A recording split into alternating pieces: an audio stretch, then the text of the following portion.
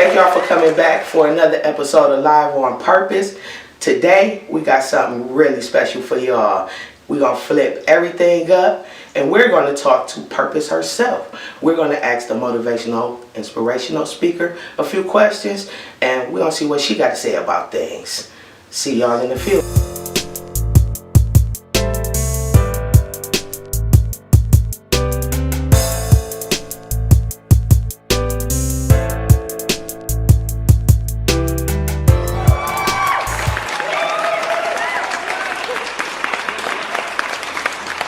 Everybody, yes, we are doing something very different. I have to say, this is going to be quite fun and or painful. Not quite sure, but thank you for joining us again for Live on Purpose. So I have part of my team with me, and they are helping us with Ask Purpose. This is a different show. We're going to go into how I talk about business coaching and entrepreneurship. And to help me with that, I have my manager, of course, Lynn. And I also have my junior executive assistant, JC, and they are going to help with some questions that are normally the normal questions that are asked when people do business coaching sessions with me. So hopefully you'll get some information. We don't know what's going to happen because I'm the one who asks the questions around here, but I don't know. Let's just have some fun. So, manager lady. One question that people tend to ask is, what is a common mistake that business owners make that could potentially cost them money and to lose customers? That's a great question, and I think taking their customers for granted is the question. A lot of people go into business thinking that they have the only product or the best product, and they don't take into account that multiple people sell these things or they provide these services. And so what I find is that people forget that they have to value their customers and that customers don't owe them anything. Just because you start a business, just because you have a service, does not mean people need to buy your products or partake in your services. So I think the biggest mistake people do is they forget about the customer. Makes sense. Okay. Well, most people want to know, when they want to start their business, things like that. What is branding actually? I have heard so many people ask about branding, and that just seems to be the new buzzword out there, so I'm glad you asked me that. Branding is really what you stand for, not only as your business, but as a person. I always say that your brand should speak for yourself even when you're not in the room. So the impression that you leave on people, the impression that your products and services leave on people is your brand. And so that means if you sell tomatoes, are your tomatoes always red? Always red tomatoes is your brand, and you will always do this thing. When you see me out, I'm going to always be friendly and nice and help. My brand is to be helpful to other businesses and entrepreneurs. So it's just about what do you stand for, who are you as a person, and then taking it further and incorporating your business into that. Another question that people really want to know is, what's the thing about visibility? When it comes to visibility and your business, what do you really need to do to keep your business, especially a new business? Right. What do you need to do to keep your business visible and the buzz in people's ear? Right. Well, I think it's several things that you have to do, especially a new business. It's important to, as a new business, you don't have a lot of capital to spend right away. So it's important to use as much free promotion and marketing as you can. And social media is the biggest thing now. Everybody is on social media. Even people's mothers and grandmothers are on social media, and it's free. I cannot say that enough. It's a free vehicle for you to use to get your business out there. Also, old businesses that need to reinvent themselves, they need to utilize social media. I find that businesses who have been in business for years and they haven't gotten to the point where they realize the internet is huge, I think that visibility is key, and it's not just the internet, but that's where you should start. You should always have a website. People think if I have a Facebook, I don't need a website. You need a website, you need Facebook, you need LinkedIn, you need Twitter, you need every social media platform there is. And you need to be posting at least 3 times a day on all social networks. I tell people that all the time, and it's difficult to do, and that's why they pay me a lot of money to do it. But I'm not going to talk about that right now. The other piece of visibility is that you have to be visible. You have to show yourself. Big companies don't have to do that because their name speaks for themselves. But people want to do business with small businesses. They want to know that person. They want to know that when I buy this lipstick from somebody, that person, because they're buying the person, they're not buying the lipstick. I can go to Macy's and get lipstick, but I'm going to buy this lipstick from you because you speak your brand. And so being out there, talking to people, going to networking events and passing out business cards, those things are key. Always be in people's face and try to do as much as you can with the least amount of money that you have, because you don't want to go out there spending too much money right away. Okay. And it's funny that you say something about social media. Yes. What is good and bad social media promoting? Ooh, okay. Well, my key is to tell people to keep personal, and professional.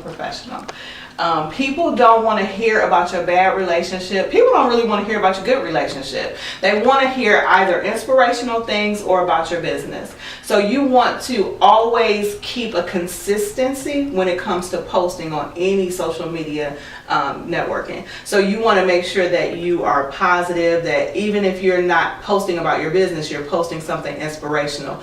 Otherwise, don't post anything at all. But I would say that don't saturate the same people. You want to reach out to different groups. You want to find new groups within Facebook. You want to broaden your horizons when it comes to your followers. Always ask people to follow and make sure that you're following them and that you're liking and commenting, because people don't like people who just, are there looking. They want engagement. And so also engage with your customers or potential customers.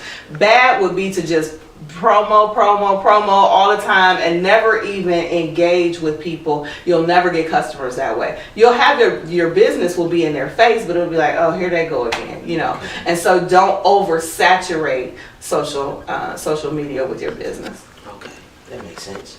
Yeah. Well, just like me and a lot of people want to know, what really inspires purpose? Oh my gosh. What makes you just want to just get up and just be like, I'm about to go do this because this is what I want to do?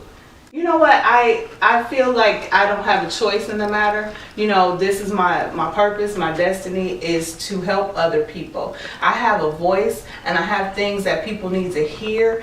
And I just think that I can't not do it. It's almost like, you have a baby for 9 months. You can't not give birth. So I have these things that I need to get out, and it's necessary. So what inspires me is seeing people who take their business from one level to another, who actually listen to the things that I say and actually take heed to these things and start to see a measure of success. You're not going to be a millionaire tomorrow, but if you use some of the principles that I talk about during my business coaching, you absolutely will see a measure of success. And that's what makes me want to go forward. And also, to be honest, watching people fail at business drives me even more, because it just frustrates me. Like, here it is right here. Like, all you have to do is this. And they don't listen. And so I just want to keep going until somebody does hear me. Wow. One more question. Okay. With your drive and you wanting to continue on and push people, what do you do about that customer that just does not listen? They want your help and they tell you that, Purpose, I want your help. Mm-hmm. I want you to help me through this. Show me what I need to do. Right. But they do the exact opposite of what you're telling them to do. They don't listen. What do you do about that type of customer? You know what? The only thing I can do is cut them off, to be honest, because at some point they're going to tell somebody that I'm their business coach, and I'm going to be like, oh no, because they're doing the exact opposite of what I said.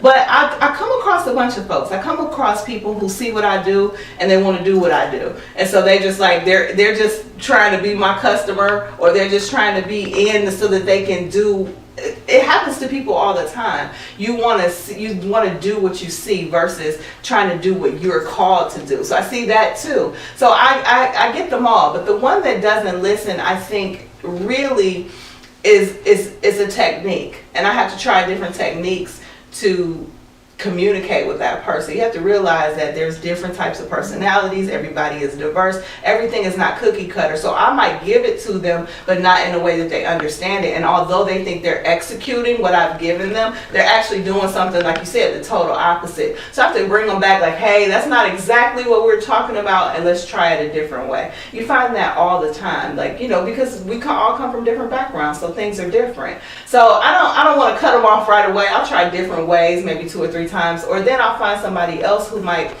be into business coaching that can help them, because maybe I'm not the right mix, because it's a relationship. It's really a relationship. A business coach is not just somebody to tell you what to do in your business, but it's somebody who connects with you and who can give you what you need to reach your destiny. And that's deeper than just the business and the entrepreneurship. And if we can't connect, if my communication is not right for you, then possibly I'm not the right business coach for you. So that's, you know, that's always a possibility as well. And I would rather you succeed with someone else than to be, you know, stuck with me and just not getting it. Oh, wow. Okay, well, I have one Jason's question. Yeah. Since this is a very special episode and this is our turn to ask questions, Yes. I would like to ask your famous question. What happened if I came over and I got hungry? What would you fix me? What is your signature dish? Well, what I would probably do is say, come on, JC, let's get in a car and go to Scorchers, because we both like wings.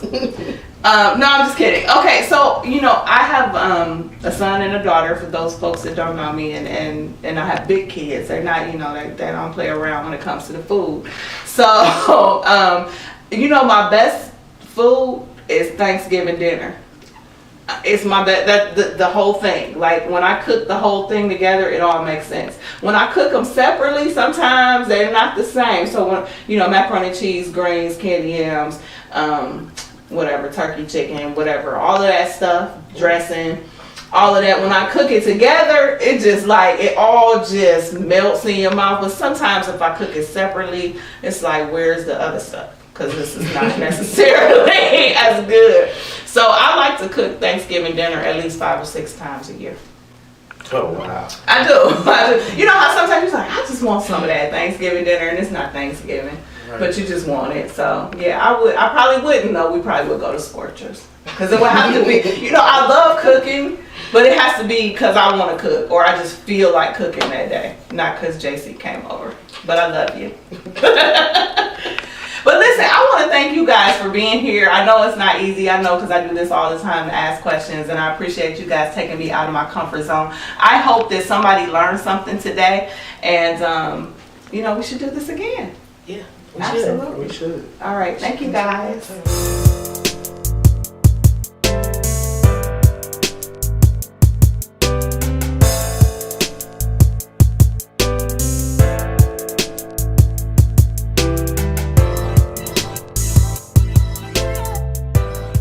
Yet again, we have another great episode of Live on Purpose, and I am currently the boss of Young Boss Life, and this is my mentor, Purpose, and I appreciate her letting me be on the show, talk to her, ask her questions, everything like that, and we will appreciate it if you hit that subscribe button and make sure you watch us every Saturday. See you.